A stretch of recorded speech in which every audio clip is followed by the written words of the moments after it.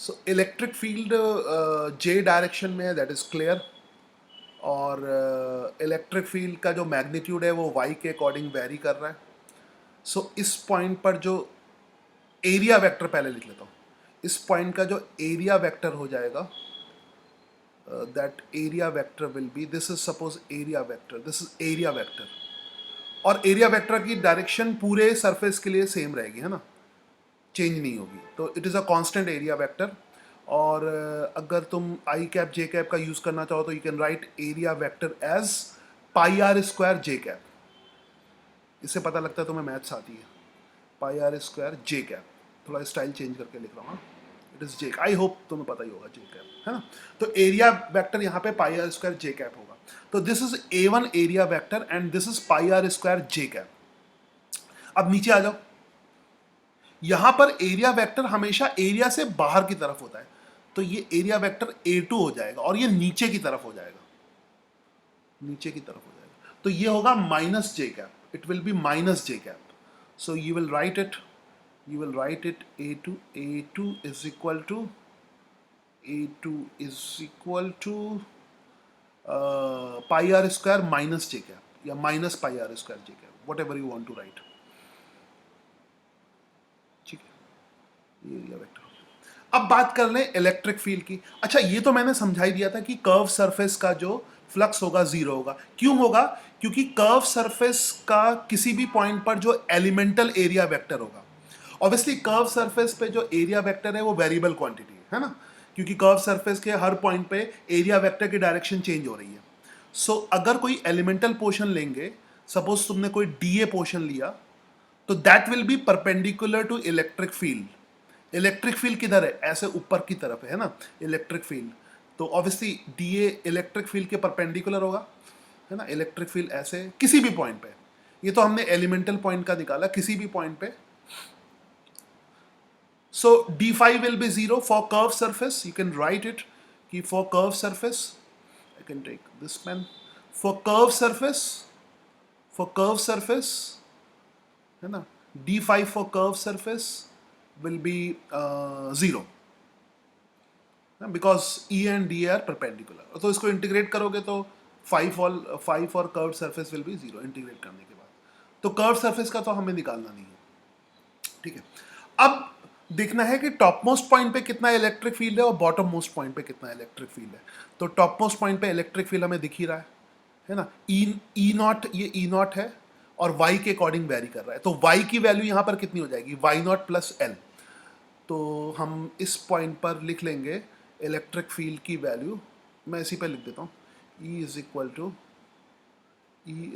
To, ठीक है, I think दिख ही रहा होगा, E naught Y plus L, E naught Y plus L, है ना, Y plus L J cap. I hope you got it, दिख ही रहा होगा। और इस पॉइंट पे इलेक्ट्रिक फील्ड ऊपर की तरफ होगा, जो डायरेक्शन तो इलेक्ट्रिक फील्ड की जे के अलॉन्ग ही, तो इस पॉइंट पे, और ये दोनों गॉसियन सरफेस हो जाएंगे। यहाँ पे कर्व गॉसियन सरफेस होगी, अपर गॉसियन सरफेस होगी और लोअर गॉसियन सरफेस होगी। तो इस गॉसियन सरफेस पर इलेक्ट्रिक फील्ड की जो वैल्यू है that will be different. If you want to write it E one तो ई वन लिख लो, इसको ई टू लिख लो, whatever you want to write. E two की वैल्यू क्या होगी? Y naught, E naught Y, क्योंकि ये वाई पे डिपेंड कर रही है ना। तो ई टू की वैल्यू हम लिख लेंगे, ई टू की वैल्यू यहाँ पे देता हूँ, ई टू की वैल्यू हम लिख लेंगे, ई टू की वैल्यू हम लिख लेंगे E naught, E naught, E naught and Y naught, Y naught J cap. ठीक है, अगर तुम ये कंसीडर करोगे कि अंदर फ्लक्स जा रहा है बाहर निकल रहा है, तो उसको लेके तुमने माइनस साइन कंसीडर कर लिया, फिर मैग्नीट्यूड कंसीडर करना। वेक्टर फॉर्म में जब लिखते हैं तो अक्सर तुम्हें मीनिंग नहीं लगाना पड़ता। अब यहां पे तुम्हें मतलब नहीं लगाना है कि अंदर जाने वाला फ्लक्स नेगेटिव होगा और बाहर आने वाला फ्लक्स पॉजिटिव होगा, वेक्टर फॉर्म अपने आप वो दे देगी, क्योंकि दो बार फिर एक चीजें इंपोज करोगे तो गड़बड़ हो जाएगी। सो हमने सब कुछ वेक्टर फॉर्म में लिख लिया है। तो अब तुम्हें ये मतलब ये अप्लाई करने की जरूरत नहीं है कि inward flux is negative outward positive, वो अपने आप आएगा।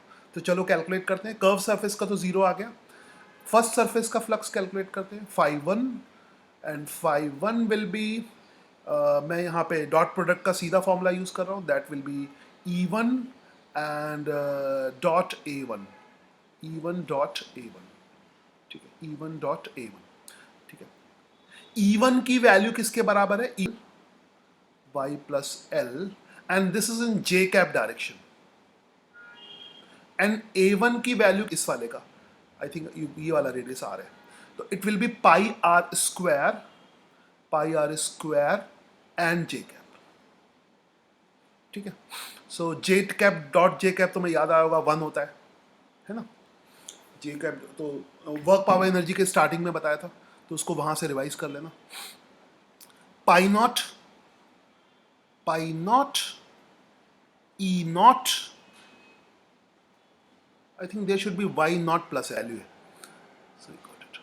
So E pi naught, E naught, and R square, writing pad, R square, and y naught plus L. Y naught plus L. I hope you got it. J cap उसके form में लिख रहे हैं, तो तुम्हें वैसे भी नेगेटिव लगाने की जरूरत नहीं है ना।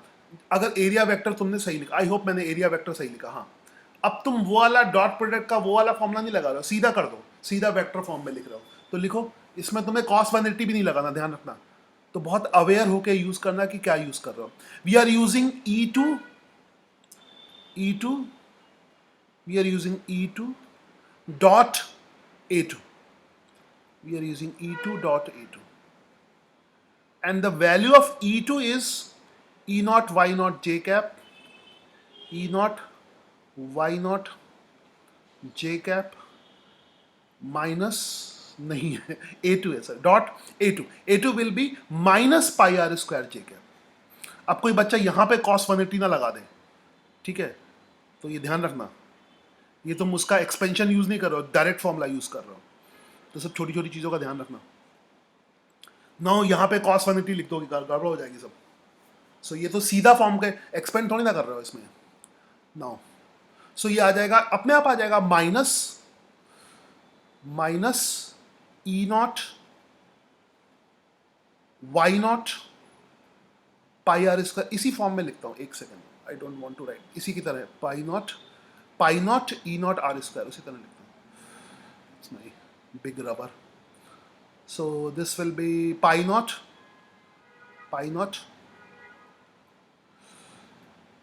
E naught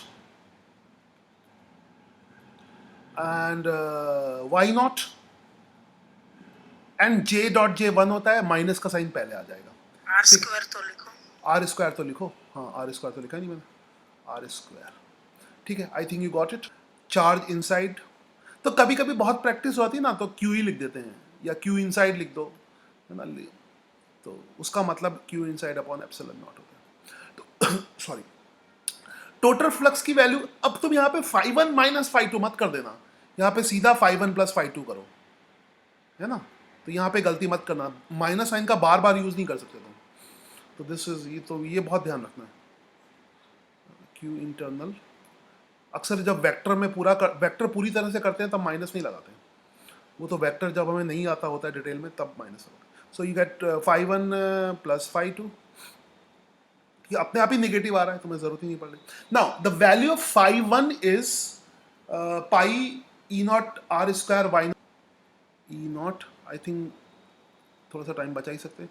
pi E naught are square तो दोनों में है ना, pi E naught are square तो दोनों के पास है, ठीक है, हाँ, plus L plus charge. It is a little bit good question, NEET के हिसाब से थोड़ा डिफिकल्ट है, मगर बढ़िया, इतना डिफिकल्ट भी नहीं है। हाँ, मैं बहुत ज़्यादा डिफिकल्ट क्वेश्चन छोड़ देता हूँ, मैथ्स बहुत कॉम्प्लिकेटेड वे में लगे, वैसा नहीं है, थोड़ा सा तो है। खैर, तो वाई नॉट उड़ जाएगा, ये दोनों उड़ गए, and you will get pi naught e square. तो इंटरनल चार्ज की वैल्यू हम फाइनली लिख दें, this will be q internal is equal to pi naught e r pi naught नहीं, pi E naught are square और l epsilon not.